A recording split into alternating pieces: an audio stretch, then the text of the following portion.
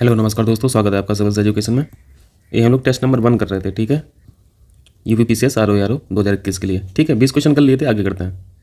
इस वीडियो में 30 क्वेश्चन रहेंगे, ठीक है। फिर नेक्स्ट टाइम से यानी जो अगला वीडियो बनेगा उसमें 50-50 क्वेश्चन कर देंगे, ठीक है। अभी इतना ही समय मिल पा रहा था तो उतना ही रिकॉर्ड कर पा रहा हूँ। आइए शुरू करते हैं। 20 तक हो गया था ना, 21 से करना है, ठीक। देखिए 21 देखिए, मैं जूम कर लूँ पहले। आसान सा क्वेश्चन है, मैचिंग का क्वेश्चन है, जल्दी से मिला दीजिए। मांडा वेरी वेरी इंपॉर्टेंट। ये साइट कहाँ पे है? ये साइट J&K में है, ठीक है, जम्मू कश्मीर में, यूपी में नहीं है, तो ये गलत हो गया। दमाबाद सही मैच है, महाराष्ट्र में। कालीबंगन राजस्थान सही मैच है। राखीगढ़ी हरियाणा सही मैच है, ठीक। इसको इमेज पे देख लीजिए। इसमें एक क्वेश्चन और पूछा जाता है, आप लोगों को याद हो, पूछा जाता है कि जो इंडस वैली की जो साइट्स हैं, सारी साइट्स हैं, वो किस शेप में अरेंज हैं, ठीक है। तो वो ट्रायंगुलर शेप है, ये भी याद रखना, ठीक है। ट्रायंगुलर शेप में, ट्रायंगुलर शेप, ठीक। इस फिगर को देखिए, यहाँ पे आप लाइन से देखते रहिए। आपको लोथल दिख रहा, ठीक है। लोथल कहाँ पे? ये गुजरात में, ठीक है। धौलावीरा गुजरात में, और ये सुरकोतटा जो है ये भी गुजरात में, ठीक। तो ये गुजरात वाली साइड से हो गई। मोहनजोदड़ो के बारे में क्या याद रखना होता है कि इंडस वैली, इंडस वैली बोलो, इंडस रिवर के बैंक पे जो साइट है वो मोहनजोदड़ो है, ठीक।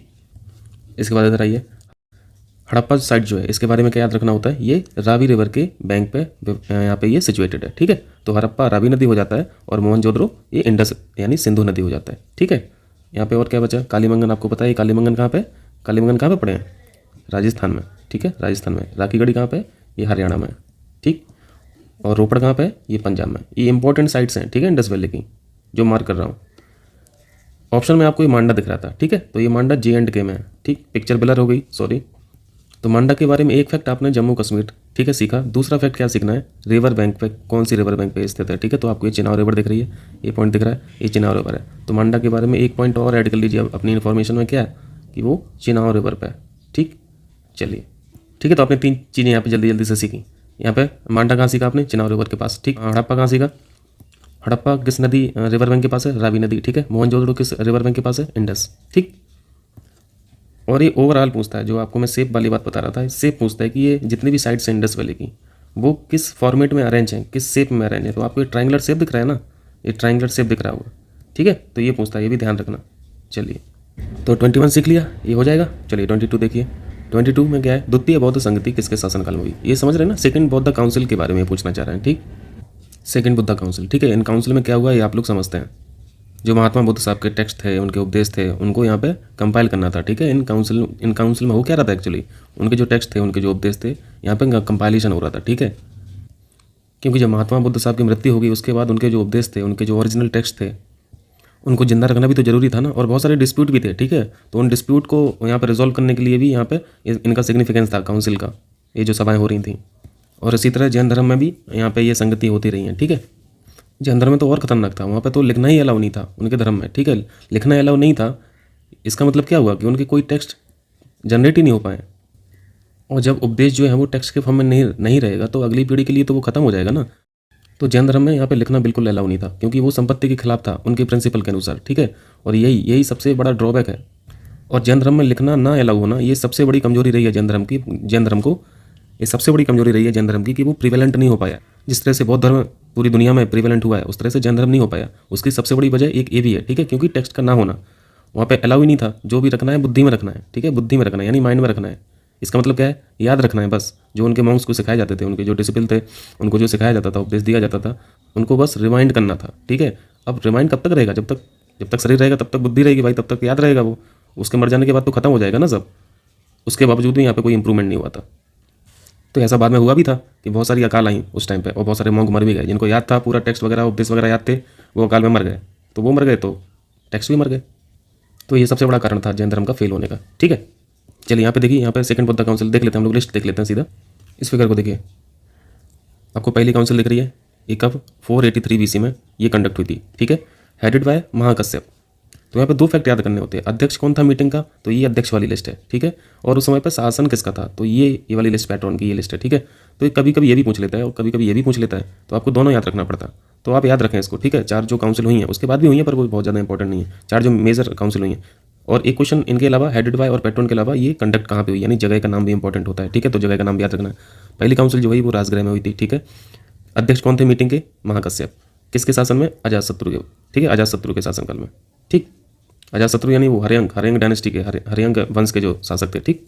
सेकंड काउंसिल हुई 383 BC में। आप डिफरेंस देख रहे हैं, लगभग 100 साल बाद हुई फिर सेकंड काउंसिल, 100 साल बाद, जस्ट 100 साल बाद। यानी डिफरेंस कितना है, 100 ईयर का। ऐसा नहीं है कि आज हो गई फिर 2-4 दिन बाद फिर दूसरी काउंसिल हो गई, 100 साल का फ़र्क है। ये भी ध्यान रखें, ठीक है। बहुत सारी चीज़ें इससे भी क्लियर होती हैं, पॉइंट छोटा जरूर है। दूसरी हुई कहाँ पे, वैशाली में, ठीक है। किसके काल में, काल अशोक के काल में, ठीक। तो यहाँ पे जो क्वेश्चन पूछा था टेस्ट में, यही पूछा था, सेकंड काउंसिलिंग बुद्धा काउंसिल किसके समय पर हुई थी, काल अशोक के काल में। अध्यक्षता सब्बा कामी। थर्ड भी देख लीजिए, ये 250 BC में, मतलब इसका बताएंगे टाइम फ्रेम, 100 साल से भी ज़्यादा, 100+ साल बाद हुई फिर एक। तीसरी मीटिंग हुई थी पाटलिपुत्र में, ठीक है। अध्यक्षता किसने की थी, मोगलीपुत्र तिस्स ने। किसके काल में, अशोक के काल में, वेरी वेरी इंपॉर्टेंट, ठीक है। अशोक के पहले जस्ट काल अशोक थे, ठीक। कुछ भी यहाँ पे अपना कोडिंग वोडिंग बना लेना, और बाकी आउटकम क्या रहे, क्या हुआ पहली मीटिंग में, क्या हुआ सेकंड मीटिंग में, क्या हुआ, तो अपना स्क्रीनशॉट लेके अपना पढ़ लेना, ठीक। चौथी काउंसिल को जल्दी से देख लीजिए। चौथी काउंसिल का जगह बहुत पूछता है, कश्मीर में, ठीक है, 98 AD में। कब से, 250 BC के बाद फिर 98 AD में हुई। यानी 250 से 0 तक आओ तो 250 साल तो ये हो गए, और फिर 98 तक जाओ तो कितना साल हो गया, लगभग इसको 100 मान लेते हैं तो 350 साल बाद। चौथी मीटिंग 350 साल बाद हुई कश्मीर में, ठीक है। और यहाँ पे राजा कौन थे, कनिष्क। ये किस वंश के थे, कुषाण वंश के हैं, ठीक है। हम लोग पढ़ते रहते हैं हिस्ट्री में, कुषाण वंश के शासक हैं कनिष्क। और अध्यक्षता किसने की थी, वसुमित्र ने, ठीक है। तो और भी चीज़ें यहाँ पे क्लियर करते रहा कीजिए, ठीक है। देखो टाइम फ्रेम से बहुत सारी चीज़ें क्लियर होती हैं। जैसे पहली मीटिंग का आपको टाइम यदि याद है 483, तो 483 BC में आप कनिष्क को तो नहीं मारेंगे ना, क्योंकि आपको कनिष्क का पता है कि ये तो AD वाले हैं, ठीक है। ये BC में इनका शासन नहीं था, BC AD समझ रहे ना। कनिष्क साहब का शासन AD में था, ठीक है। तो इससे क्या क्लियर होगा कि आप पहली मीटिंग में कनिष्क को तो नहीं मारेंगे ना। और आपको अगर अशोक के बारे में पता है, अशोक किस काल के हैं, मौर्य काल के हैं, ठीक है, मौर्य वंश के हैं। और मौर्य वंश BC में एक्टिव था, ठीक है, AD में एक्टिव नहीं था। तो आप चौथी काउंसिल अगर पूछेगा तो आप अशोक नहीं मारेंगे ना, ठीक है, क्योंकि चौथी काउंसिल तो AD में हुई, ठीक है। और AD में मौर्य वंश यहाँ पे ये स्टेब्लिश नहीं था, वो तो बहुत पहले था। AD तक आते आते तो मौर्य वंश खत्म हो गया था, ठीक है। तो ये छोटे छोटे फैक्ट भी बहुत काम के होते हैं, मैं इसलिए बता रहा था, ठीक। स्क्रीनशॉट लेना तो मैं इसको जूम आउट कर दे रहा हूँ, आप लोग चाहे ले सकते हैं, ठीक है। चलिए फिर वापस क्वेश्चन पे चलते, ठीक है। तो आंसर क्या हो गया, जल्दी से बता दीजिए। काल अशोक पढ़े हम लोग, सेकंड बुद्धा काउंसिल में काल अशोक आंसर हो गया, ठीक। कनिष्क का कौन सा पढ़े हो, चौथी मीटिंग थी, ठीक है, कनिष्क के काल में। चलिए 23 आइए जल्दी से। पल्लव वंश के संदर्भ में सही कथन बताना है।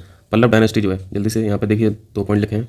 पल्लव वंश के बारे में कुछ फैक्ट जान लीजिए। पल्लव वंश का उद्भव कब हुआ था, आपने सातवाहन वंश पढ़ा था, सातवाहनों की जब समाप्ति हुई तब पल्लव वंश की एंट्री होती है, ठीक है। पल्लव वंश, पल्लव वंश ने लगभग 500 साल तक राज किया, 500 साल तक। और तब तक राज किया जब तक चोल लोगों ने इन लोगों की बाट न लगा दी, ठीक है। यानी इसके बाद कौन आए, चोल लोग आए, चोलास जिसे बोलते हैं, चोलास। पल्लव वंश की बड़ी किस्मत बेकार रही थी उस टाइम पे। चोल के साथ साथ 2 वंश और थे जिनके साथ इनकी राइवलरी, इनकी दुश्मनी लगातार कॉन्स्टेंटली चल रही थी। और चोल के साथ और कौन कौन था, चोल के साथ चालुक थे, ठीक है, बादामी वाले। और तीसरा ग्रुप कौन था, तीसरा वंश कौन सा था, पांड्य। इन तीनों लोगों के साथ कॉन्स्टेंटली राइवलरी चलती थी पल्लव वंश की, ठीक। और बाद में फिर पल्लव वंश जब खत्म हो गया तो फिर यही तो एक्टिव थे। पल्लव वंश जब भी पढ़ते होंगे आप, एक शासक का नाम जरूर पढ़ते होंगे, नाम क्या है, नरसिंह वर्मन, ठीक है, नरसिंह वर्मन द्वितीय। इन्होंने इस मंदिर का निर्माण करवाया था, कैलाशनाथ मंदिर का, ठीक है। और नरसिंह वर्मन द्वितीय साहब ये पल्लव वंश के ही राजा थे, ठीक है। तो ये पॉइंट तो सही हो गया। इस मंदिर के बारे में एक फैक्ट आपको जानना है, और पल्लव वंश के बारे में एक पॉइंट जानना है। ये मंदिर कांची में है, ठीक है, कांची में। पहला पॉइंट ये इंपॉर्टेंट है। दूसरा पॉइंट इस मंदिर के बारे में क्या है कि इस मंदिर से साउथ में जो द्रविड़ स्टाइल थी आर्किटेक्चर की, यहाँ पे लिख दे रहा हूँ, द्रविड़ शैली जो थी वो इसी मंदिर से शुरुआत हुई, ठीक है, इसलिए इंपॉर्टेंट है। इसका मतलब है कि पल्लव वंश ने शुरुआत की थी द्रविड़ शैली का, ठीक है, आर्किटेक्चर में द्रविड़ शैली का जो पायनियर, इनको पायनियर बोल सकते हैं आप, पल्लव वंश था, ठीक। और पल्लव वंश वैष्णव धर्म को मानने वाला था, ठीक है। तो पहला पॉइंट भी ठीक है, यहाँ पे दोनों पॉइंट ठीक है, सी पॉइंट हो जाएगा, ठीक। आगे बढ़े। 24 देखिए, मैचिंग का क्वेश्चन है, बट ये अच्छा क्वेश्चन है, ठीक है। ये जो जहाँ से आए थे ये भी पूछता रहता है क्वेश्चन, यूपीपीसीएस। अब्दुल रज़ाक जो थे वो ईरान के थे, ठीक है, ईरान के थे। और बारबोसा ये थे पुर्तगाल के, इनको याद रखना इंपॉर्टेंट है। निकोलो कॉन्टी साहब भी कहाँ से आए थे, इटली से आए थे, ठीक है, ये इटली से आए थे। और डोमिंग पायस ये भी पुर्तगाल के थे, ठीक है। तो बारबोसा और डोमिंग पायस ये दोनों पुर्तगाल के थे, ठीक। लेकिन क्वेश्चन यहाँ पे पूछा कि किसके शासनकाल में ये थे, तो देवराय सेकंड जो है ये सही मैच है, अब्दुल रज़ाक सही है। देखो याद रखना बहुत टेढ़ा काम है, फिर भी बार बार देखोगे तो हो जाएगा, इसलिए तो टेस्ट सीरीज लगाते हैं, क्वेश्चंस लगाते हैं, बार बार MCQs लगाते हैं ताकि याद बना रहे। और अगर टेक्स्ट बुक अच्छे से पढ़ें तब तो कोई बातें नहीं है, ठीक। तो निकोलो कॉन्टी का ये भी सही मैच है, देवराय प्रथम। बारबोसा को आपको याद रखना है कृष्णदेव राय साहब, ठीक है, कृष्णदेव राय। ये अच्युत राय गलत मैच है, इसको क्रॉस कर दो और यहाँ पे लिख दो, यहाँ पे कृष्णदेव राय, ठीक है, प्रथम। और डोमिंग पायस भी कृष्णदेव राय के ही काल में थे, ठीक है। तो बारबोसा और डोमिंग पायस ये किसके काल में थे, अभी इसी काम लोगों ने कृष्णदेव राय साहब, ठीक है। तो ये फैक्ट भी याद रखना, उनकी जगह भी याद रखना। चलिए 25 देखिए, सातवाहन योग, इसके बारे में अभी हम लोगों ने थोड़ा बहुत चर्चा किया था। हम लोगों ने पढ़ा, पल्लव वंश पढ़ा था ना। पल्लव वंश के बारे में क्या सीखा था हम लोगों ने कि सातवाहन योग जब खत्म हो जाता है, एंड हो जाता है, तब जाके पल्लव वंश की एंट्री होती है। ठीक है, चलिए एक पॉइंट ये हुआ।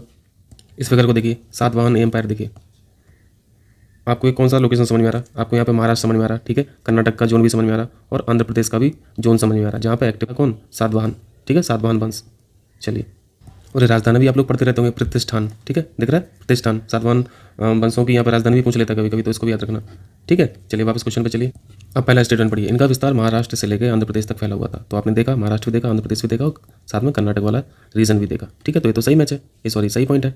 दूसरा पॉइंट देखिए, शक सातवाहनों के सबसे बड़े प्रतिद्वंदी थे। प्रतिद्वंदी यानी सेम जनरेशन के, यहाँ पे पल्लव वंश को मत लगा देना। ठीक है, पल्लव वंश तो आगे की जनरेशन थी ना, आगे का वंश है। प्रतिद्वंदी का मतलब सेम जनरेशन में जो दुश्मनी चलती रही वो, तो ये भी बिल्कुल करेक्ट पॉइंट है। ठीक है, शक सातवाहनों के सबसे बड़े राइवलरी थे। ठीक है, प्रतिद्वंदी थे। तीसरा पॉइंट में आपको इनका नाम याद रखना। ठीक है, गौतमीपुत्र सतकर्णी, यही सबसे पावरफुल राजा थे इस वाले वंश के। ठीक है, तो ये सातवाहन का महान शासक था, ये भी करेक्ट पॉइंट है। और जो आपने अभी फिगर देखा उसका टाइम क्या था? 125 AD लिखा था वहाँ पे। ठीक है, 125 AD का मतलब ईस्वी। ठीक है, तो थोड़ा याद रखना कि सातवाहन वंश जो है वो एक्टिव इसके आसपास ही था। ठीक है, तो यहाँ पे सभी सही हो जाएगा। ठीक, चलिए 26 देखिए, ये क्वेश्चन भी बहुत टफ होते हैं, जल्दी याद नहीं होते हैं, तो यहाँ पर कुछ आप कोडिंग वोडिंग कर लिया कि आप तीसरे पॉइंट में पढ़िए, सद्र उस सुदूर आपको लिखा हुआ दिख रहा है। ये बहुत इंपॉर्टेंट पोस्ट हुआ करती थी। ठीक है, ये मुगल काल में भी, मुगल प्रशासन में भी बहुत इंपॉर्टेंट पोस्ट थी। एक्चुअली है क्या, ये चीफ जस्टिस है। ठीक है, चीफ जस्टिस हैं जो डिसाइड करते थे क्रिमिनल मैटर्स। ठीक है, जो डिसाइड करते थे रिलीजियस मैटर। ठीक है, ठीक है, तो याद रखना इस वाली पोस्ट को। ठीक है, विदेश विभाग से संबंधित नहीं था ये एक शब्द में यदि लिखें यहाँ पे, तो यहाँ पे लिख लीजिए आप धर्म से संबंधित। ठीक है, और कानून से संबंधित। ठीक है, दोनों बातें हुई, रिलीजियस मैटर्स भी हैं और क्रिमिनल मैटर्स भी हैं, तो धर्म से संबंधित भी हो गया, कानून से संबंधित भी हो गया। ठीक है, चलिए, तो गलत बताना था यहाँ पे, तो गलत मैच ये हो गया, बाकी सब सही मैच है। ठीक, आरिज़ ममालिक सैन्य विभाग प्रमुख, दीवान इस्तेहाक पेंशन विभाग, दीवान खैरात ये तो आसान है, खैरात से समझ में आ जाता है दान, तो ये तो गलत नहीं करते हम लोग। ठीक है, तो ये भी सही मैच है। तो उर्दू शब्द है, खैरात समझ रहे हैं दान होता है, तो इस्तेहाक भी समझ लीजिए। ठीक है, कि ये पेंशन होता है, इसका मतलब पेंशन होता है। जल्दी से नौकरी में आ जाइए आप लोग, फिर 60 साल बाद रिटायरमेंट में क्या मिलेगा आप लोगों को? इस्तेहाक मिलेगा। ठीक है, चलिए आ जाइए 27 पे, सूफी आंदोलन के संदर्भ में बासरा शब्द के बारे में हम लोगों को बताना है। सूफी आंदोलन के बारे में समझते हैं आप लोग। इसके बारे में बोला जाता है कि ये एक लिबरल मूवमेंट था। ठीक है, लिबरल यानी उदारवादी ये मूवमेंट था। मैं यहाँ पे लिख दे रहा हूँ उदारवादी। जब कोई मूवमेंट किया जाता है तो किसी चीज़ को दुरुस्त करने या फिर सही करने, उसमें सुधार करने के लिए किया जाता है। ठीक, तो वो सुधार किसमें होने वाला था? इस्लाम में। ठीक है, जो इस्लाम में कुरीतियाँ थी उनको दुरुस्त करने के लिए मूवमेंट किए जा रहे थे। ठीक है, इसका मतलब ये नहीं है कि सूफी जो लोग थे वो इस्लाम में बिलीव नहीं करते थे, वो इस्लाम पे बिलीव करते थे, लेकिन इस्लाम के अंदर जो कुरीतियाँ थी, इलीवल्स थी, उनको हटाना ये चाह रहे थे। ठीक है, तो पहला पॉइंट पढ़िए, ये इस्लामी सिद्धांत के समर्थक नहीं थे, तो ये तो गलत लिखा है ना। इस्लामी सिद्धांत को तो वो मानते ही थे, लेकिन इस पॉइंट को गलत करने से पहले एक चीज़ और आपको देखनी पड़ेगी, यहाँ पे सीखनी पड़ेगी। सूफी लोग 2 शाखाओं में डिवाइडेड थे। ठीक है, वो 2 शाखाएं समझना पहले बहुत इंपॉर्टेंट है। और वो 2 शाखाएं कौन सी थी सूफी की? नंबर 1 है बासरा, इसका नाम याद रखना है। ठीक है, दूसरी शाखा है वेसरा। ठीक है, ये दूसरी शाखा है। अब इनमें डिफरेंस क्या था? वासरा स्ट्रीम के जो लोग थे या फिर इनको मानने वाले थे, इस शाखा को मानने वाले जो सूफी लोग थे, वो इस्लामी सिद्धांत में विश्वास करते थे। ठीक है, बासरा वाले विश्वास करते थे, लेकिन वेसरा वाले ये कहते थे कि हम किसी भी इस्लामिक सिद्धांत में बंधे नहीं हैं। ठीक है, इसका मतलब आपने इसमें क्या सीखा? पहली वाली स्ट्रीम में इस्लामिक सिद्धांत मानने वाले लोग थे और वेसरा में नहीं थे। ठीक, और सूफी आपको बताया, सूफी कई सिलसिलों में बटे हुए थे। ठीक है, जैसे चिश्ती सिलसिला था, एक सोहरावर्दी सिलसिला था, कादरी, नक्शबंदी। सिलसिला से मतलब कंफ्यूज मत होना, सिलसिले का मतलब है कि यहाँ पे कई विचारधाराएं बन गई थी। ठीक है, अलग अलग विचारधाराओं को अलग अलग सिलसिले में बांट दिया गया। ठीक है, जैसे चिश्ती सिलसिला हुआ, ये नीचे जो नाम लिखा है, जैसे आप ख्वाजा मोइनुद्दीन चिश्ती साहब का नाम पढ़ते हैं, तो वो किस सिलसिले से हैं? वो चिश्ती सिलसिले के। बाबा फरीद का नाम सुनते होंगे, चिश्ती सिलसिले के हैं वो। बख्तियार काकी का नाम सुनते होंगे, ये भी चिश्ती समुदाय के यानी चिश्ती सिलसिले के थे। ठीक है, यहाँ पे ये सब बताने का मेन पर्पज मेरा यही था कि चिश्ती समुदाय जो है, चिश्ती सिलसिला जो है, वो बासरा स्ट्रीम को मानता था। ठीक है, बासरा में बिलीव करता था, और बासरा का मतलब आप लोग जान गए, जो इस्लामी जो सिद्धांत थे उन पे वो बिलीव करते हैं। ठीक है, जो यहाँ पे जो शब्द लिखा है ये वही लिखा है। ठीक है, अब क्वेश्चन कीजिए। तो आपने अभी देखा चिश्ती सिलसिला जो था वो बासरा में बिलीव करता था। ठीक है, इसी के वो अनुयायी थे, इसलिए पहला पॉइंट ऑफ इनके हिसाब से, चिश्ती के हिसाब से इस्लामी सिद्धांत के समर्थक नहीं लिखा यहाँ पे, तो गलत हो गया ना। ठीक है, बासरा का मतलब है समर्थक। ठीक है, तो पहला पॉइंट गलत है, सेकंड पॉइंट सही है, तो केवल बी हो जाएगा। ठीक, आगे बढ़े। 28 देखिए, प्रसिद्ध अटाला मस्जिद के बारे में हम लोग को बताना है। आसान सा क्वेश्चन है, अटाला मस्जिद कहाँ पे है? ये जौनपुर में है। ठीक है, जौनपुर में। सेंटर कभी पढ़ा होगा यूपीपीसीएस से, तो गए होंगे। तो ये तो यहाँ पे आजमगढ़ लिखा है, तो ये तो गलत है। ठीक है, सेकंड पॉइंट है, इसका निर्माण इब्राहिम सरकी ने करवाया था, तो ये तो बिल्कुल करेक्ट है, सेकंड पॉइंट सही है। ठीक है, तो यहाँ पे सी पॉइंट सही हो गया, केवल 2 सही है। फिगर पे आइए, ये है अटाला मॉस्क। ठीक है, जूम कर दूँ, अटाला मॉस्क कहाँ पे? जौनपुर में। ठीक, ये आपको टॉम नहीं दिख रहा होगा, टॉम पीछे की तरफ है। ठीक, ये पीछे की तरफ है। एक इमेज और पढ़िए, जहाँ पे आपको क्लियरिटी हो जाएगी। ठीक है, पहले आगे से देख लीजिए, ये फ्रंट व्यू है। ठीक, अब मैं टॉम दिखाता हूँ आपको, जो ये पीछे साइड दिख रही है वो कोई नहीं, वो गुम्बद दिख नहीं पा रहा एक्चुअली, वो मिसप्लेस हो गई इमेज। चलिए कोई नहीं, दूसरा क्वेश्चन करते हैं। ठीक, कभी कभी ऐसे भी क्वेश्चन पूछता है, सरकी सैली का विकास कहाँ हुआ था? सॉरी, सरकी सैली, तब भी आपको कहाँ क्या लगाना है आंसर? जौनपुर लगाना है। ठीक है, सरकी सैली का विकास जौनपुर में हुआ था। 29, अच्छा क्वेश्चन इंपॉर्टेंट है। मुगल काल के चित्रकार, यहाँ पे पेंटर बताना है, आर्टिस्ट बताना है। ठीक है, तो दसवंत साहब, बसावन साहब, महेश साहब, ये जो तीनों चित्रकार हैं ये अकबर के काल के थे। ठीक है, अकबर के दरबार में थे, तो याद रखना है। और ये भी याद रखना है कि ये चित्रकार भी हैं, दसवंत, बसावन, महेश। इनका नाम तो बहुत पूछता है, दसवंत, बसावन का। पूछ लेगा कि शाहजहां के काल में कौन कौन था, एक ऑप्शन दसवंत भी डाल देगा, तो उसको रिजेक्ट कर देना। ठीक है, क्योंकि ये अकबर के काल के हैं। जहांगीर साहब तो बहुत बड़े शौकीन थे चित्रकारी के। ठीक है, तो उनके कुछ हैं इंपॉर्टेंट चित्रकार उनके समय पर, तो वो भी जान लीजिए। जहांगीर के अगर काल में पूछा जाए कि कौन कौन से पेंटर थे, तो आपको एक नाम नहीं भूलना है, मंसूर। ठीक है, मंसूर, ये जहांगीर के काल में थे। दूसरे इंपॉर्टेंट बिशन दास, वेरी वेरी इंपॉर्टेंट बिशन दास, आप लोग एमसीक्यूज में पढ़ते रहते होंगे। ठीक है, चलिए ठीक है, तो यहाँ पे क्वेश्चन के हिसाब से आंसर क्या हो जाएगा? तो यहाँ पे सभी सही हो जाएगा। ठीक, चलिए 30 देखिए। 30 ये क्वेश्चन हम लोग यूपी स्पेशल में किए थे। Charkula, very very important. Charkula यानी होली पे खेला जाता है। ठीक है, ये नृत्य किया जाता है, और ये कहाँ का है? ब्रज का है। ठीक है, चरकुला ब्रज का है। ख्याल नृत्य, ये जब कोई बेबी पैदा होता है, ठीक है, तब ये किया जाता है। बुंदेलखंड का बहुत फेमस नृत्य है, बुंदेलखंड का। तो ए का 3 हो जाएगा। ठीक, तो यहाँ पे मैं इससे मैच करा दे रहा हूँ। जोगनी नृत्य अवध क्षेत्र में और नटवरी पूर्वांचल में।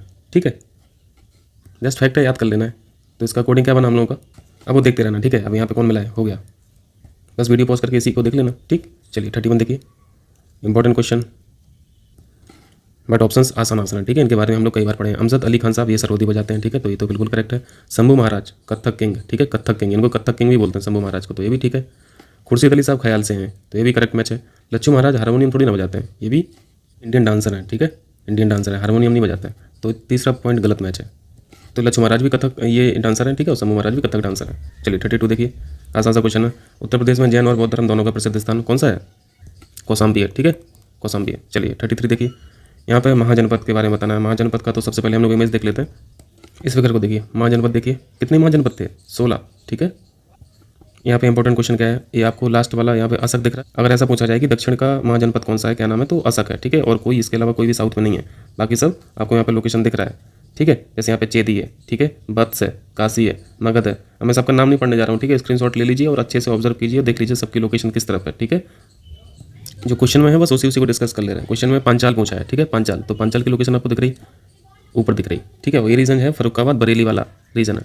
ठीक, ये मैप स्केल्ड नहीं है। ठीक है, कंफ्यूज मत होना कि यार ये पांचाल तो उत्तराखंड के पास लिखा हुआ दिख रहा है और मैं यहाँ पे बरेली फरुखाबाद बोल रहा हूँ। ठीक है, तो उससे कंफ्यूज मत होना। कुरू जो है, कुरू कहाँ के आसपास का क्षेत्र है? मेरठ के आसपास का। ठीक, जैसे इलाहाबाद ही पूछ लिया, इलाहाबाद के पास में कौन सा महाजनपद एक्टिव हुआ करता था, तो वो है बत्स। ठीक है, ये बत्स। और जो कुशीनगर देवरिया के आसपास के, वहाँ पे कौन सा एक्टिव था? मल्ल। ठीक, और यहाँ पे मगध दिख रहा, अंग, बज्जी, ये सब बिहार में एक्टिव थे। फिर इनके शासक भी पूछता है, वहाँ पे एम्परर उस टाइम पे कौन था, और उनकी कैपिटल भी पूछ लेता है कभी कभी। ठीक है, तो पढ़ने को तो दुनिया भर की चीज़ें हैं, पर धीरे धीरे करते रहिए। और क्या, चलें तो वापस क्वेश्चन पे। तो आपने पांचल देखा, फरुखाबाद बरेली के आसपास का रीजन। ठीक है, सही मैच है। कुरू सही मैच है, कुरू में लिखा है मेरठ के आसपास का क्षेत्र। और वत्स के बारे में आपने पढ़ा, कौशाम्बी प्रयागराज वाला हम लोगों ने मार्क किया था। मल के बारे में भी पढ़ा, कुशीनगर देवरिया वाला। ठीक है, यानी यहाँ पे सभी मैच हैं। ठीक, तो यहाँ पे सी ऑप्शन हो गया, सभी इसमें लेते हैं। ठीक है, चलिए आगे करते हैं। 34 देखिए, गुप्तकालीन कानपुर स्थित भीतरगांव का मंदिर, वेरी वेरी इंपॉर्टेंट। ये इंडिया का पहला एंशियंट मंदिर है जो ईंटों से बना था। ठीक है, ईंटों से बना हुआ मंदिर है, वेरी वेरी इंपॉर्टेंट। इस फिगर को देखिए, मैं आपको जूम इन करके दिखा रहा हूँ। आपको पत्थर दिख रहे हैं या फिर ईंटें दिख रही हैं? ईंटें दिख रही हैं ना। ठीक है, पहला फैक्ट आपने ये सीखा। नाम क्या है मंदिर का? भीतरगांव। ठीक है, भीतरगांव का टेम्पल। भीतरगांव तो खैर एक जगह का नाम है, लेकिन उसी नाम से फेमस भी है मंदिर। तो यहाँ पे आपको याद क्या रखना है? गुप्तकालीन है। ठीक है, गुप्तकालीन है, पहला पॉइंट याद रखना है। ईंटों का प्राचीन मंदिर है, ईंटों से बना हुआ, ये इंपॉर्टेंट है, पत्थर से नहीं बना। ठीक, और ये इंडिया का पहला ब्रिक टेम्पल है। ठीक, चलें वापस क्वेश्चन पे चलें। चलिए अब जल्दी से कर लीजिए, पहला पॉइंट पढ़िए। यह मंदिर पर पत्थर से निर्मित है, ये सही है? गलत है, गलत है, पत्थर से निर्मित नहीं है, ईंटों से। तो ये तो गलत करते हो, तो ये तो गलत हो गया। दूसरा पॉइंट, इसकी मुख्य विशेषता शिखर, शिखर तो है ही। ठीक है, तो ये सही पॉइंट है। मंदिर ऊंचे चबूतरे पे बना है, मंदिर चबूतरे पे बना है। ठीक है, इमेज को देख लेना तो वहाँ पे दिख जाएगा आपको चबूतरा भी। तो 2 3 सही हैं। ठीक, बी पॉइंट करेक्ट हो गया। चलिए आगे करें। 35, आजीवक संप्रदाय, इनके बारे में तो आप लोग जानते होंगे। ठीक है, एक चारवाक हुआ और एक आजीवक हुए। इसकी कभी कभी स्थापना पूछ लेता है आजीवक संप्रदाय की, तो इनका नाम याद रखना। ठीक है, इनका नाम है मखली भोसाल। और इनकी फिलॉसफी ठीक है आजीवक संप्रदाय की, इनकी फिलॉसफी प्योर हेडोनिज्म वाली थी। ये टोटली मटेरियलिस्टिक लोग थे। ये कहते थे अगर पैदा हो गया तो बस बल भर क्या करो, एंजॉय करो। जैसे चारवाक लोग बोलते थे कि अगर घर में घी नहीं है तो कोई दिक्कत नहीं, पड़ोसी से घी ले लो, उसको पियो, लेकिन पियो क्यों? क्योंकि मन कर रहा है, मन को नहीं मानना है। मन को अगर मार दिया तब तो आप आजीवक है ही नहीं, आप चारवाक है ही नहीं। यानी आजीवक और चारवाक जो है, इनमें कंट्रोल नाम की कोई चीज़ ही नहीं थी। ठीक है, ये भगवान पे विश्वास नहीं करते हैं, ये पुनर्जन्म को मानते नहीं है। एक जब भगवान को नहीं मानते हैं तो कर्मकांड को क्या मानेंगे? पुनर्जन्म नहीं मानते, कर्मकांड भी नहीं मानते, पूजा वूजा करनी नहीं होती है। ठीक है, तो ये संप्रदाय ईश्वर, पुनर्जन्म, कर्मकांड किसी को नहीं बिलीव करता था, किसी को नहीं मानता था। ठीक, तो इस तरह की जो फिलॉसफी होती है ना, इस फिलॉसफी को बोलते हैं नियतिवाद। ठीक है, नियतिवाद, नियतिवाद को डिटर्मिनिज्म बोलते हैं। ठीक है, मैं यहाँ पे लिख दे रहा हूँ, नहीं तो फिर इंग्लिश मीडियम वालों को दिक्कत होगी समझने में। डिटर्मिनिज्म तो समझ लेंगे ना। ठीक है, नियतिवाद का मतलब आप लोग अब क्लियरली समझ रहे होंगे। जो इंसान ईश्वर पर विश्वास नहीं करेगा, पुनर्जन्म पे बिलीव नहीं करेगा, कर्मकांड को नहीं मानेगा, तो फिर वो नियतिवाद को ही तो मानेगा। नियतिवाद का मतलब है कि इनके मन में भी तो क्वेश्चन आता हो ना कि अगर ईश्वर नहीं है तो ये फिर सृष्टि बनाई किसने? तो ये मानते थे कि सृष्टि पहले से बनी बनाई थी, ये ऐसा मानते हैं। और ये साफ साफ बोलते हैं कि भगवान ने सृष्टि नहीं बनाई है। ठीक, चलिए तो फिर आप स्टेटमेंट पढ़िए जल्दी से। संप्रदाय के प्रवर्तक गोसाल, ठीक है, हम लोगों ने पढ़ा, ये सही है। इनका जन्म अयोध्या में होगा, इनकी जन्मभूमि श्रावस्ती है। ठीक है, अयोध्या नहीं है, श्रावस्ती है, तो ये पॉइंट गलत हो गया, सेकंड पॉइंट गलत हो गया। तीसरा पॉइंट है संप्रदाय का दर्शन नियतिवाद है, ये भी सीखा हम लोगों ने, ये भी सही है। पुनर्जन्म कर्मकांड में विश्वास नहीं करते, ये भी सही है। ठीक, तो यहाँ पे गलत बताना था, तो गलत यहाँ पे सिर्फ बी पॉइंट है। ठीक है, चलिए आगे करते हैं। 36 आसान सा क्वेश्चन, मुगलकालीन आगरा के बारे में बताना। यह शिक्षा का मेन सेंटर था, ये तो सही है, मेन सेंटर तो आगरा था ही।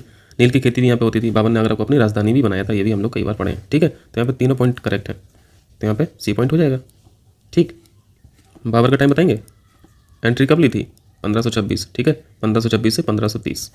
मुगल साम्राज्य की स्थापना बाबर साहब ने की थी। ठीक है, चलिए अगर आप टाइम देखेंगे 1526 से 30 में तो 5 साल निकल के आते हैं। ठीक है, और 5 साल में बाबर साहब ने 4 युद्ध लड़ लिए थे, 4 वॉर। ठीक है, और चारों के चारों जीते भी थे। ठीक है, वो चारों के चारों बताना कमेंट करके। 37 आसान सा क्वेश्चन, आगरा की प्रसिद्ध मोती मस्जिद का निर्माण किसने कराया? ए शाहजहां साहब थे। ठीक है, सी ऑप्शन करेक्ट है इसका। यानी आगरा फोर्ट में, आगरे के किले में जो मस्जिद है उसे मोती मस्जिद बोलते हैं। ठीक, पहली चीज़ मोती मॉस्क, ये किसने बनवाई है? ये शाहजहां ने, ये जो क्वेश्चन है पूछा ये शाहजहां। ठीक है, एक और मोती मस्जिद है, एक और मोती मॉस्क है, कहाँ पे? यह है रेड फोर्ट, रेड किला, दिल्ली। ठीक है, रेड फोर्ट, ये किसने बनवाया? ये औरंगजेब ने बनवाया। वेरी वेरी इंपॉर्टेंट, ये याद रखना। ठीक है, औरंगजेब। तो देख लेना, जब भी मोती मॉस्क पूछे, मोती मस्जिद पूछे, तो देख लेना ये आगरा वाली पूछ रहा है या फिर दिल्ली वाली पूछ रहा है। ठीक है, तो दिल्ली वाली औरंगजेब साहब ने बनवाया और आगरा की शाहजहां साहब ने बनवाया। औरंगजेब साहब को बहुत दूरी लगती थी जामा मस्जिद तक जाने के लिए। ठीक है, जामा मस्जिद चूँकि दूरी पे थी फोर्ट से, तो इन्होंने कॉम्प्लेक्स में ही, मतलब रेड फोर्ट का जो कॉम्प्लेक्स था उसी के अंदर ही फिर मोती मस्जिद बनवाया। ठीक है, ताकि उनकी प्रेयर वगैरह छूटे ना दूरी की वजह से। ठीक, चलिए आगे कर। 38, ये भी आसान सा क्वेश्चन है। हरदौल सुपर इंपॉर्टेंट होता है अगर लोक नृत्य का क्वेश्चन आएगा बुंदेलखंड के लिए। ठीक है, ये बुंदेलखंड का है हरदौल। आलाउदल भी आप लोग पढ़ते रहते होंगे, आलाउदल ये भी बुंदेलखंड का है। ठीक है, तो ये सही मैच है। हरदौल यहाँ पे पश्चिमी उत्तर प्रदेश लगा है, तो ये गलत मैच है, क्योंकि बुंदेलखंड का है ना, तो ये बुंदेलखंड का है, पश्चिमी उत्तर प्रदेश का नहीं है। फाग ये ब्रज में होता है, बिल्कुल करेक्ट है। सुअर अवध में होता है, आप लोग जानते हैं। ठीक है, तो यहाँ पे गलत बताना था, तो गलत कौन सा मैच है? हरदौल गलत मैच है। ठीक, चलिए आ जाइए। मोहम्मद बिन तुगलक, मोहम्मद बिन तुगलक से पहले हम लोग ये समझ लेते हैं दिल्ली सल्तनत के बारे में। दिल्ली सल्तनत में आप लोगों को पता होगा कि 5 डायनेस्टी ने काम किया। ठीक है, 5 डायनेस्टी यहाँ पे इन्होंने राज किया। ठीक है, दिल्ली पे। और पहली तो आप लोग परिचित हैं, परिचित तो सभी से हैं। पहली सीक्वेंस में पूछता है ना क्वेश्चन, तो सीक्वेंस में जाना जरूरी है। पहला कौन सा है? Slave dynasty. ठीक है, इसके बाद कौन सी डायनेस्टी है? खिलजी। ठीक, खिलजी के बाद कौन सी आई? तुगलक। इसके बाद बताएंगे सैयद। ठीक है, ये सीक्वेंस में लिख रहा हूँ, सीक्वेंस में याद भी रहना चाहिए। ठीक है, और लास्ट में 5वीं कौन सी है? लोधी डायनेस्टी। 1, 2, 3, 4 और 5। ठीक है, 5 डायनेस्टी ये पूरी मिला के बनती है दिल्ली सल्तनत। कभी कभी ये पूछ लेता है कि दिल्ली सल्तनत में जो 5 डायनेस्टी थी, इसमें सबसे कम कार्यकाल किस वंश का था? तो वो याद रखना आप, खिलजी वंश का। ठीक है, सबसे कम समय तक इन्होंने शासन किया। और सबसे ज़्यादा अगर पूछे तो स्लेव डायनेस्टी मत मार देना। ठीक है, इसका आंसर है तुगलक वंश। ठीक है, तुगलक वंश ने सबसे ज़्यादा समय तक रूल किया दिल्ली पर। ठीक है, तो यहाँ पे मैं क्या लिख दूँ? एरो ऊपर बना दूँ या फिर लिख ही दूँ? यहाँ पे लिख दे रहा हूँ। ठीक है, लॉन्गेस्ट पीरियड, ताकि याद रहे, लॉन्गेस्ट पीरियड। और शॉर्टेस्ट पीरियड किसका पड़े? खिलजी का। तो यहाँ पे मैं शॉर्टेस्ट पीरियड लिख दे रहा हूँ, शॉर्टेस्ट पीरियड। याद रहेगा? चलिए ठीक है, तो बिन से बतूता याद रखते हैं हम, आप भी रख लें, आपके पास हो सकता है बहुत अच्छी और ट्रिक हो। मोहम्मद बिन तुगलक उन बतूता के दरबार में आया था, बिल्कुल करेक्ट है। सेकंड वन पढ़िए, हिंदियों के त्यौहार जैसे होली में भाग लेता था, ये भी बिल्कुल करेक्ट है। ठीक है, देवगिरी को अपनी राजधानी बनाया, ये भी सही है। ठीक है, तो मोहम्मद बिन तुगलक यानी MBT 39, तो यहाँ पे सी ऑप्शन हो जाएगा करेक्ट। ठीक, चलिए 40 देखिए, देखो भाई क्वेश्चन ही आ गया। यहाँ पे क्रोनोलॉजी बताना है। ठीक है, काल अनुक्रम बता दीजिए जल्दी से। खिलजी, तुगलक अभी आपने देखा, सबसे पहले स्लेव। ठीक है, इसके बाद ऊपर लिखा हुआ है, यहाँ पे देख लीजिए अगर नहीं याद आ रहा तो। खिलजी, तीसरा तुगलक, फिर सैयद, फिर लोधी। तो 40वां क्वेश्चन हो जाएगा ना। चलिए इस तरफ आ जाए, इस तरफ लिखा होगा ना, अभी मिला लेना। ठीक है, वो तो हम लोगों ने पिछले क्वेश्चन में सीख लिया ना। चलिए 41 देखिए, ये 1857 की क्रांति का क्वेश्चन है। ठीक है, आसान है। बेगम हजरत महल ये कहाँ पर थी? ये तो लखनऊ की थी ना, लखनऊ में एक्टिव थी। कुंवर सिंह 80 साल का एक नौजवानी कहो इनको, है ना, 80 साल के भले थे लेकिन काम नौजवान वाला किया, जगदीशपुर पे। ठीक है, बिहार, ये सही मैच है। मौलवी अहमदुल्ला ये बरेली के नहीं थे। ठीक है, अहमदुल्ला साहब थे फैजाबाद के, ठीक है। और बहादुर शाह जफर, इनको तो जान ही रहे हैं, ये तो राजा थे ही, मुगल शासक उस टाइम पे यही तो थे 1857 पे, बहादुर शाह जफर साहब, ठीक। तो यहाँ पे गलत कौन कौन मैच है, पहला गलत मैच है, ठीक है, और तीसरा गलत मैच है। यहाँ पे बताना क्या है, गलत ही बताना है, ठीक, सही मत मार देना, ठीक है। यहाँ पे देखिए क्वेश्चन में नहीं लिखा है और आप समझ के आंसर दूसरा और चौथा लगा देंगे, ठीक है। खैर यहाँ पे ऑप्शन उन्होंने बनाया नहीं है, यूपीएससी होता तो वो जरूर बनाता। तो यहाँ पे गलत बताना है, तो 1 और 3, ठीक। चलिए आगे कीजिए। 42 देखिए। 42, 1904 ईस्वी में क्रांतिकारियों की गुप्त संस्था अभिनव भारत का गठन किसने किया था? सुपर ब्रिलियंट आदमी बीडी सावरकर। इनके बारे में पता है, 50 साल की इनको सजा हुई थी, 50 साल का इनको काला पानी की सजा मिली थी। काला पानी की सजा मतलब समझ रहे हैं, अंधेरी जेल में छोड़ दिया जाता था, ठीक है। और ऐसी अंधेरी जेल कहाँ थी? अंडमान एंड निकोबार में, ठीक है। तो ये वहाँ पे थे, अंडमान निकोबार की जेल में थे बीडी सावरकर साहब। खैर 50 साल की सजा हुई थी, लेकिन फिर बाद में राजनीतिक बंदियाँ जो थी वो खत्म हो गई थी ना, तो छूट गए थे। और 50 साल ये सज़ा जो हुई थी वो इनकी कौन सी एक्टिविटी के लिए हुई थी? आपने कोई हेक्टर नाम का कलेक्टर था शायद, उसको मानने में इनका हाथ था, उसी वजह से इनको 50 साल की जेल हुई थी। उनका नाम एग्जैक्टली नहीं याद आ रहा, थे कलेक्टर, वो नागपुर के कलेक्टर थे, उनको मारा था, ठीक है। तो आंसर डी हो गए। चलिए 43 देखिए। ब्रिटिश सरकार द्वारा बटलर समिति की स्थापना। बटलर समिति पूछता रहता है, इंपॉर्टेंट है। बटलर समिति जब भी आए बस आपको एक याद रखना है, देसी रियासत, ठीक है, देसी रियासत। इतना बस ए शब्द याद रहेगा तो आपको ऑप्शन मिल जाएगा। यहाँ पे सी पॉइंट देखिए, देसी रियासतों के साथ ब्रिटिश संप्रभुता यानी सोवरेंटी, ठीक है, ब्रिटिश सोवरेंटी की वास्तविकता व्याख्या हेतु, तो सी पॉइंट करेक्ट है। चलिए आगे आइए। 44 देखिए। 44 में पूछा है, वारेन हेस्टिंग्स के काल में घटित कौन सी घटनाएं हुई हैं, ठीक है। तो सबसे पहले तो हम लोग एंग्लो मैसूर जो युद्ध हुए हैं और एंग्लो मराठे जो युद्ध हुए हैं उनको देख लेते हैं जल्दी से। पहले एंग्लो मराठे पे आइए, ठीक। पहला जो वॉर हुआ था वो 1775 से 1782, ये टाइम फ्रेम याद रखना है, ठीक है, एटलीस्ट मोटा मोटा तो याद रखना ही है। सेकंड वॉर 1803 से 1806, थर्ड वॉर 1817 से 1819। इस वाले युद्ध को पिंडारी वॉर भी कहते हैं, थर्ड वाले, ठीक है। थर्ड एंग्लो मराठा वॉर को पिंडारी वॉर भी बोलते हैं, ठीक। चलिए अब इधर आइए। अब यहाँ पे थोड़ा सा कोरिलेट करना, एंग्लो मैसूर देखिए आप, एंग्लो मराठा से पहले ही स्टार्ट हो गया था। यहाँ पे पहला वॉर कब हुआ? मराठा में 1775 में हुआ, और मैसूर में एंग्लो मैसूर युद्ध में पहला युद्ध हुआ 1766 में, यानी एंग्लो मैसूर जो है वो पहले ही यहाँ पे शुरू हो गए थे। और आप ये भी देख रहे होंगे कि 1799 लास्ट है ना, यानी 1800 से पहले, 1800 आ ही नहीं पाता है, 1800 से पहले ये सारे वॉर जो है वो वाइंड अप हो जाते हैं, ठीक है, खत्म हो जाते हैं। लेकिन एंग्लो मराठा युद्ध जो है वो 1800 के बाद भी चलते हैं, ठीक है। ऐसा मतलब थोड़ा सा लिंक कर लेना था कि याद बना रहे। कभी कभी हम लोग भूल जाते हैं कि ये पहले हुआ, कि ये पहले हुआ, यदि हिस्ट्री ठीक से नहीं पढ़ा है, टेक्स्ट बुक से नहीं पढ़ा है तो भूल जाता है। इसलिए छोटे छोटे पॉइंट काम बहुत आते हैं, ठीक है। जैसे आपको एंग्लो मराठा में याद है कि ये 1800 ईस्वी के बाद भी एक्टिव रहे हैं, ठीक है, तो वो काम आती हैं चीज़ें। मैचिंग वाले क्वेश्चन में बहुत हेल्प होती है। एंग्लो मैसूर चौथा वाला जो युद्ध था यहाँ पे 1799 में, 1799 ये डेट याद होगा, ईयर याद होगा। टीपू सुल्तान साहब यहाँ पे खत्म हो जाते हैं, ठीक है, मर जाते हैं, टीपू सुल्तान साहब की डेथ हो जाती है, ठीक। लेकिन क्वेश्चन तो ये पूछा है कि वारेन हेस्टिंग्स साहब कौन से युद्ध में रहे हैं या उस समय पर रहे हैं। तो आपको पहला वॉर याद रहेगा मराठा का, टाइम फ्रेम याद रहेगा 1775 से 1782, तो आप आराम से कर लेंगे, ठीक है। तो पहले आंग्ल मराठा में वारेन हेस्टिंग्स साहब थे, पहले आंग्ल मराठा में, यानी सेकंड वाला जो ऑप्शन है, प्रथम आंग्ल मराठा युद्ध। दूसरे आंग्ल मराठा में बेलेजली साहब थे, ठीक है, बेलेजली साहब। और पहले ऑप्शन में तृतीय आंग्ल मैसूर पूछ लिया। यहाँ पे अभी तक मराठा पूछा, फिर मैसूर पूछ लिया, क्योंकि मैसूर के बारे में आपको पता चल गया कि मैसूर वॉर जो है वो 1800 तक ही हुआ, 1800 के बाद ये युद्ध नहीं हुए, ठीक है। यदि कोई गवर्नर जनरल 1825 के टाइम का दे रहा है ऑप्शन में, यदि 30 का टाइम का दे रहा है, 1800 के बाद का ही दे रहा है, तो आप एटलीस्ट कम से कम रिजेक्ट तो कर लेंगे उसको। तो यहाँ पे थे कॉर्नवालिस साहब, ठीक है, कॉर्नवालिस। तो यहाँ पे वारेन हेस्टिंग्स का पूछा था, तो यहाँ पे सिर्फ केवल 2 है, केवल 2, ये ऑप्शन करेक्ट है। चलिए 45 देखिए, आसान सा क्वेश्चन है। समाचार पत्र एनी बेसेंट साहिबा द्वारा कौन से लिखे गए? आपको पता है, कॉमनवेल्थ इन्होंने लिखी है, ठीक है, और न्यू इंडिया इन्होंने लिखी है। यंग इंडिया से कंफ्यूज मत होना, ठीक है। यंग इंडिया महात्मा गांधी साहब का था, ठीक है, महात्मा गांधी जी की पत्रिका थी, समाचार पत्र था। न्यू इंडिया और कॉमनवेल्थ ये दोनों ये थे एनी बेसेंट के, ठीक है। तो 1 और 3 इसका आंसर हो जाएगा। 46 देखिए, ये भी आसान सा ही क्वेश्चन है। बेबल योजना टाइम आपको पता होगा, ये 1945 की थी, ठीक है। माउंटबेटन सब जानते हैं, ये 1945 का, ये 1947 का माउंटबेटन। और कैबिनेट मिशन ये कब का था? 1946 का। तो यहाँ पे क्या बन जाएगा? काल अनुक्रम क्या बन जाएगा? 2, 3 और 1, ठीक है, ये ऑप्शन हो जाएगा। 47 देखिए, राज्य का विलय, व्यवगत का सिद्धांत, यानी डॉक्ट्रिन ऑफ लैप्स जो थी डलहौजी साहब की, डॉक्ट्रिन ऑफ लैप्स, इसे विलय का सिद्धांत भी बोलते हैं, ठीक है, व्यवगत का सिद्धांत भी बोलते हैं। ये लाया कौन था? लॉर्ड डलहौजी, ठीक है, लॉर्ड डलहौजी। ये क्या था? डॉक्ट्रिन ऑफ लैप्स, ये जुगाड़ थी, ठीक है, जुगाड़ थी अपने राज्यों को हथियाने की। मतलब मेन सेंस में नहीं लिखना जुगाड़ भाई। और वैसे इसमें सैद्धांतिक चीज़ें क्या थी? आप यदि बच्चा गोद लेना चाहते हैं तो आप गोद नहीं ले सकते, ठीक है। अगर गोद लेना चाहते हैं तो पहले ब्रिटिश प्रशासन से आपको पूछना पड़ेगा। और गोद लिया हुआ बच्चा वो उत्तराधिकारी भी नहीं बन पाएगा, ठीक है, इस डॉक्ट्रिन के हिसाब से। तो बस इन्हीं 2 चीज़ों ने तो लॉर्ड डलहौजी का काम बना दिया ना, पूरा अंग्रेजी प्रशासन का काम बना दिया। डलहौजी को पता था झांसी की रानी का अपना कोई बेटा है नहीं, वो क्या लिए हैं, वो दत्तक पुत्र लिए हैं। तो ऐसा 2-3 जगह ऐसा केस था। तो ट्रिक तो बहुत सही निकाली थी डलहौजी साहब ने। तो ये देख लीजिए जल्दी से, डॉक्ट्रिन ऑफ लैप्स के अनुसार जिन राज्यों का विलय किया गया था वो सतारा है, जयपुर है, संबलपुर है, झांसी है और नागपुर है, ठीक है। इसमें भी से भी पूछ लेता कि सबसे पहले किसका विलय हुआ था, तो फिर हम लोग को टाइम भी देखना होता है। फिर 1848 दिन का समय था, ठीक है। झांसी का जो विलय हुआ था वो 1853 में हुआ था, नागपुर का 1854 में हुआ था, ठीक है। तो इस सीक्वेंस में कभी कभी पूछा है क्वेश्चन, घटना चक्र में आप लोग देखे होंगे। जयपुर संबलपुर का ये 1849 में हुआ था, ठीक। तो सबसे पहले विलय अगर पूछे तो सतारा का मार देना, लेकिन इसके हिसाब से डॉक्ट्रिन ऑफ लेप्स के क्वेश्चन में ये भी लिखा होना चाहिए, ठीक है।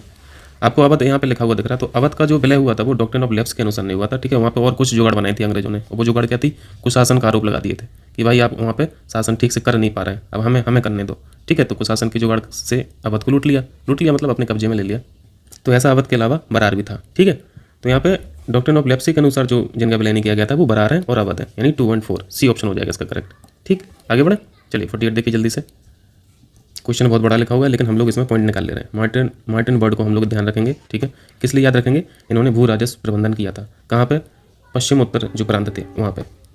अगर पूछ ही ले कि नॉर्थ वेस्ट रीजन में भू राजस्व यानी लैंड रेवेन्यू का मैनेजमेंट कौन देख रहा था, तो मार्टिन बर्ड आपको याद होना चाहिए, ठीक। तो क्वेश्चन में ये पूछा है कि मार्टिन बर्ड किसके समय पे थे, उस समय पे गवर्नर जनरल कौन था, ठीक है। तो 48 यानी विलियम बेंटिक साहब यहाँ पे उस समय पे गवर्नर जनरल थे। तो ये कोई खास इंपॉर्टेंट पॉइंट नहीं है, ठीक है, लेकिन मार्टिन बर्ड का काम इंपॉर्टेंट है, ठीक। चलिए 49 देखें, आसान सा क्वेश्चन है। निम्नलिखित में से कौन गदर पार्टी से संबंधित है, लाला हरदयाल साहब आप लोग हमेशा पढ़ते हैं, ठीक। और बाकी ऑप्शन इस तरफ लिखे होंगे, कहाँ गया, हाँ जतिन मुखर्जी साहब थे, सोहन सिंह भागना साहब का भी नाम पढ़ते होंगे, ठीक है। एक नाम और पढ़ते होंगे, परमानंद, ठीक है, परमानंद। तो गदर पार्टी में 3 नाम तो बहुत इंपॉर्टेंट है, परमानंद, सोहन भागना और लाला हरदयाल, ठीक है। स्थापना कहाँ हुई थी आप लोगों को पता है, यूएसए में हुई थी, ठीक है। यूएसए में अगर पर्टिकुलर जगह का नाम पूछे तो वो सैन फ्रांसिस्को। चलिए, तो यहाँ पे इनको भी टिक कर लो, भाई परमानंद, लाला हरदयाल, और इस तरफ जतिन मुखर्जी नहीं थे, ठीक है, वो इस संस्था से संबंधित नहीं है, सोहन सिंह भागना, यानी 1, 2 और 4 हो जाएगा, बी ऑप्शन करेक्ट हो जाएगा, ठीक। चलिए 50 देखिए जल्दी से। ये तो हम लोग बहुत पढ़े हैं ना, ये तो बहुत आसान भी लगते होंगे इस तरह के क्वेश्चन, इंपॉर्टेंट है, ठीक है। सेपरेटली भी याद रखना। लोकल जो स्वशासन की बात जो इन्होंने शुरुआत की थी, या जिनको पायनियर माना जाता है, लोकल गवर्नमेंट का पायनियर किसे माना जाता है, जल्दी से बताइए। रिपन साहब को, वेरी वेरी इंपॉर्टेंट, अलग से भी पूछता रहता है एग्जाम, ठीक है। रिपन से जस्ट पहले लिट्टन थे, लिट्टन के काम नेगेटिव थे, ठीक है। रिपन ने काफ़ी कुछ अच्छे काम किए हैं, लिट्टन, ठीक है, लिट्टन, इसके बाद फिर रिपन साहब आए जिनके बारे में हम लोग अभी इस क्वेश्चन में पढ़ रहे हैं। रिपन के बाद फिर कौन आ गया था, डफरिन, ठीक है, डफरिन। और डफरिन का समय आप लोग 1875 पढ़ते हैं, 1875 यानी 1885। और 1885 में क्या हुआ था, आईएनसी की स्थापना हुई थी, इंडियन नेशनल कांग्रेस की स्थापना। तो ये भी क्वेश्चन कभी पूछता है ना कि इंडियन नेशनल कांग्रेस के समय कौन गवर्नर जनरल था, तो डफरिन हम लोग वहाँ पे देखते हैं, ठीक। चलिए, कर्जन साहब का टाइम बंगाल के विभाजन के लिए जाना जाता है, ठीक है। सती प्रथा उन्मूलन, very very important, Lord Bentinck, इनके साथ किसने काम किया था, बेंटिक साहब के साथ सती प्रथा को उन्मूलन कराने में, राजा राम मोहन रॉय, याद आ रहा, राजा राम मोहन रॉय साहब, ठीक है। 1833 में इनकी मृत्यु हो गई थी, ठीक है, यानी ये काम 1833 से पहले ही हो गया था, यानी 1829 में ही कानून बन गया था, ठीक है। सती प्रथा कानून 1829 में ही बन गया था। राजा राम मोहन रॉय साहब ने पूरी ताकत लगाई थी बेंटिक साहब के साथ काम करके, ठीक है, तब जाके पारित हो पाया था। और अंग्रेजों की अलग हित रहे थे, ठीक है, सती प्रथा को ख़त्म करने में, क्योंकि लॉस हो रहा था ना। अगर महिलाएं अपने पति के साथ आग में मर जाएंगी, सती बन जाएंगी, जल जाएंगी, तो फिर महिलाएं कम हो जाएंगी, तो महिलाएं कम होने से फिर अंग्रेजों को नुकसान था। तो हम लोगों के पर्पज़ अलग थे ख़त्म करने के, और अंग्रेजों के पर्पज़ अलग थे, ठीक है। इसलिए अंग्रेजों ने यानी बेंटिक साहब ने कोई ऑब्जेक्शन किया नहीं, क्योंकि उनको अपने हित दिख रहे थे उसमें। और हमारा तो धार्मिक पक्ष भी था, तो हम लोग का मोटिव ही अलग था। अगर धर्म में कुरीति है तो उसको हटना चाहिए, ठीक है। और सिविल सेवा का जनक कॉर्नवालिस साहब को जाना जाता है, ठीक है। तो ये आसान क्वेश्चन है लेकिन इंपॉर्टेंट क्वेश्चन है, तो ये सब मिला लेना, इसकी जरूरत नहीं है, ठीक। 50 क्वेश्चन हो गए, अगली वीडियो में हम लोग 50 क्वेश्चन करेंगे, ठीक है, यानी 50 से 100 क्वेश्चन करेंगे। रात में कोशिश करूँगा रिकॉर्ड करूँ, सुबह अपलोड करूँ। बहुत बहुत शुक्रिया आप लोगों का।